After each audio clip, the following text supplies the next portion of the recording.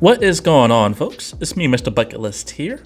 I just want to kind of go ahead and wrap up this somewhat of a trilogy about my experience as far as finding out about Icon of the Seas, going over it, and then now finally being officially booked for the inaugural. Let's check it out.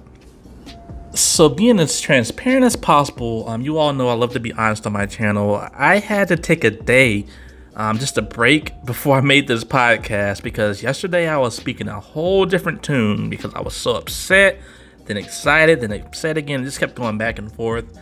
But if you all are into cruise news or just into cruise information in general, I'm pretty sure you know why I just had so much mixed feelings about this inaugural cruise. So let's start off with the positive. Yes, I am booked. I am extremely excited. I cannot wait.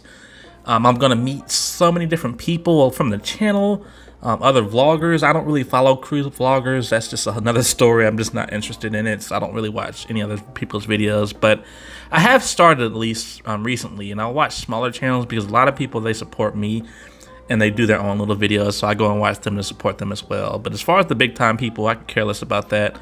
But I am going to see some of my fellow people around my size of a channel and maybe smaller who I'm really excited to see. So that's a positive. Again, I'm really excited about my subscribers.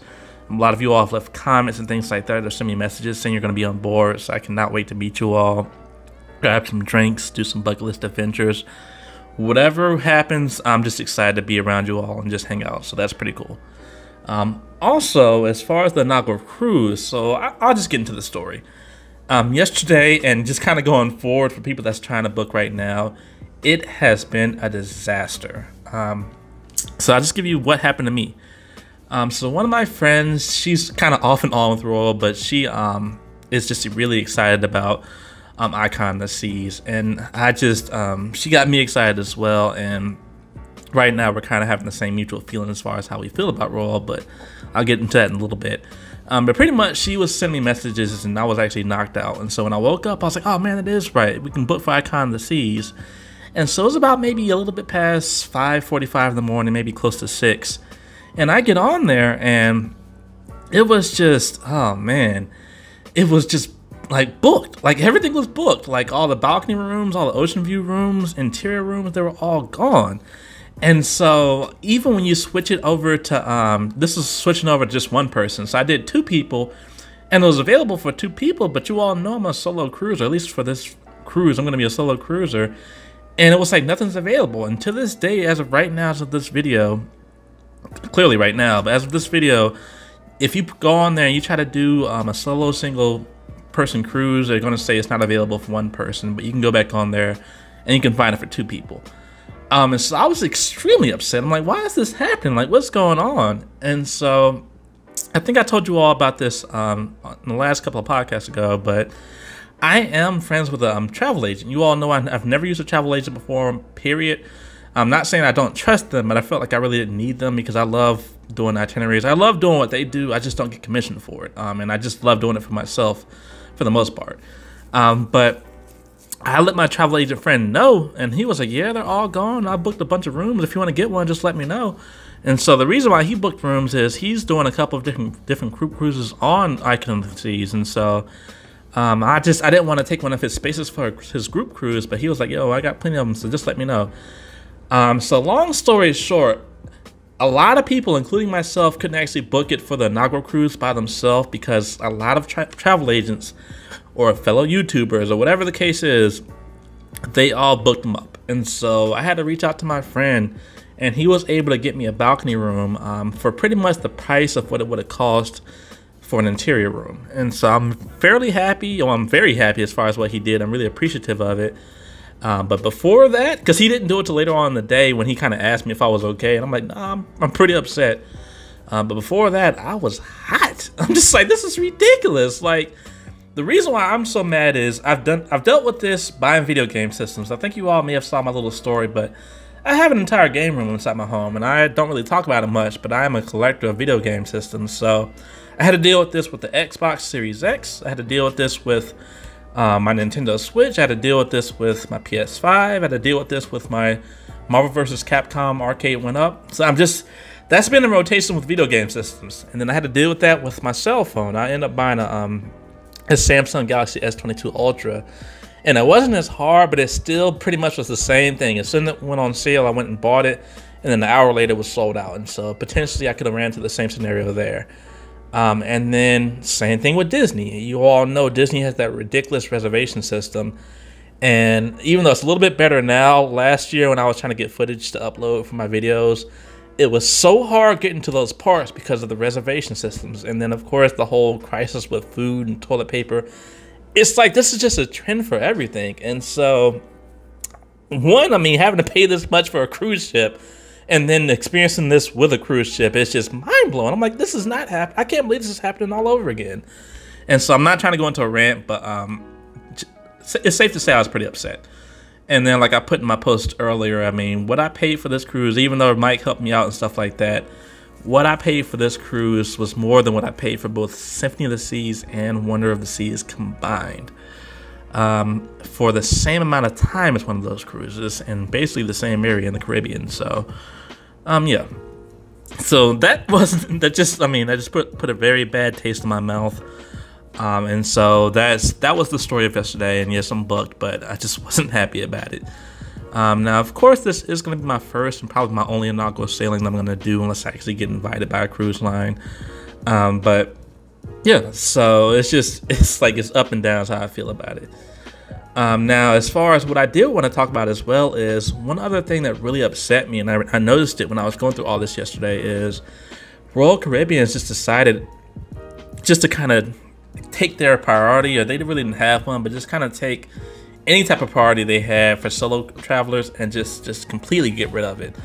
When I was talking to my friend, and this is why I said she's up and down about Royal Caribbean, and now I actually feel the same way talking to her, but Royal Caribbean, they're so focused on the family fun, and that's fine. I mean, I have a lot of people that have families that watch my channel, and so I mean, I'm down with that.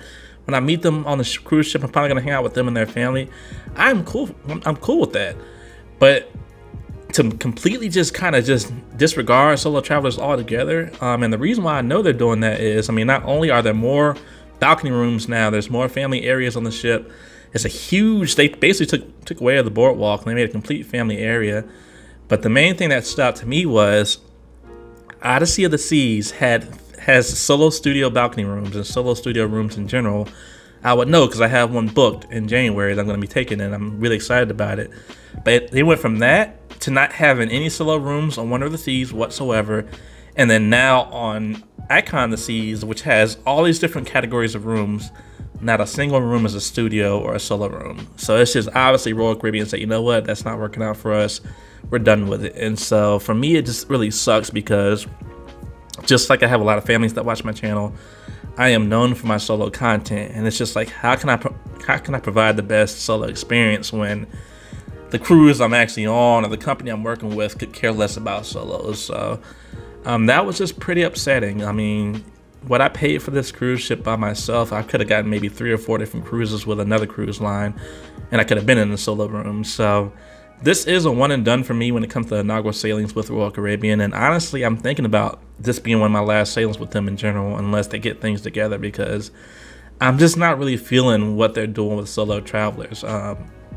It's just not fair. I mean, you think about places like, well, companies like NCL and Virgin Voyages and stuff like that. I mean, they dedicate their time and their efforts towards solo travelers, and they show it with their prices as well. And it's just like, I mean, Royal Caribbean is not doing that whatsoever. And I mean, I love Royal Caribbean ships. I love their service. That's the reason why I keep going back to them. But it's just like they're not reciprocating that same love for people in my position. Even though, ironically, this was going to be one of my last solo cruises. So it's like, I don't know. It's just really weird. I don't know how to explain it, but I didn't want to come off negative. I just want to be honest, like I usually am. If you're a solo traveler, this is not the ship for you. I promise. At least the inaugural sailing.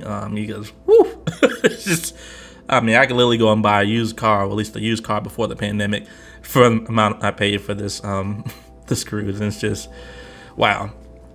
So that's one thing I definitely want to mention is it was a nightmare. And the crazy thing is, as of right now, if you look at the pricing, it has, and there's plenty of cruise groups that are talking about this, but the pricing for the actual cabins, they have raised about $2,000 to $3,000. No matter what category you're doing, they've all raised. Even, I mean, a lot of the categories are sold out now, but balconies. I mean, for example, I'll just be honest with you all. I paid a little bit close. I paid over $3,000 for my balcony room, and it's just me. As of right now, if you go back in there, you try to do the same booking I did. As of right now, it's about $6,000 for one person. If you can find for one person, which you can't, so you have to book double room and take the person off. It's just all these hoops you got to go through. But just for the same exact cabin well, actually it's a lower cabin because the one that they're offering now is obstructed. So for a cabin that's lower than the one I actually booked, it's about $3,000 more for the same sailing on a 7-night cruise in the Caribbean. So I want people to be aware. I mean, for some people it is what it is. That's not a lot of money. Other people, for me, I mean, you all know I never cheap out on my vacations, but at the same time, you have to set some type of standard as far as what you're going to go by, completely go broke. So that's the way I'm looking at it for me. I just like, what am I actually getting out of this that I haven't gotten before? And the only thing is, it's a new ship, it's Inaugural sailing. And as you all know from my experience on Wonder and Symphony, even though it's a different class, it felt like the same experience to me all over again. So yeah, I just want to put that out there. Let me see here if I have anything else I want to put. And again, I apologize for being so negative in this video. Let me look at my notes here. That was almost it. The last thing I do want to mention is, so Royal Caribbean, like I said, they're not really focusing on solos at all on their cruises, and they usually do have like a solo meetup, but it's unhosted, so pretty much just a bunch of random people meeting up, and they either click or they don't. I've only been to one. I was there for about 5 minutes, then I left, and it wasn't a big deal. But I will tell you all this. So if they do have the solo meetup on the actual daily planner or cruise planner, whatever it's called, I can't remember now, but the little pamphlet that has all the activities, if they have one of those on there, what I plan to do is I actually plan to host the solo cruise, because I know it's going to be unhosted, so I'm going to host a solo get up or meetup. If they have it on there, I'll be up there and stuff like that. I'll introduce myself. So for any solos that are watching this, that's going to be on the inaugural cruise, that wants to be a part of something for solos, I'm going to do my best. Thankfully, my friend Mike that actually got me booked on the cruise, I don't know if he's solo cruising or not. I know he's hosting a group cruise on this sailing, but I don't know if he's solo cruising. But I asked him to help me just because he does little stuff like this all the time. But for the most part, I'll make it focused on our Mr. Bucket List channel and other solos as well. So that's something to look forward to. Again, I apologize about my ranting, but I am just really disappointed in Royal Caribbean with the price jacking and the way they're treating solos. There's just a lot going on. So I just want people to be aware. But other than that, I'll see you soon. Peace out.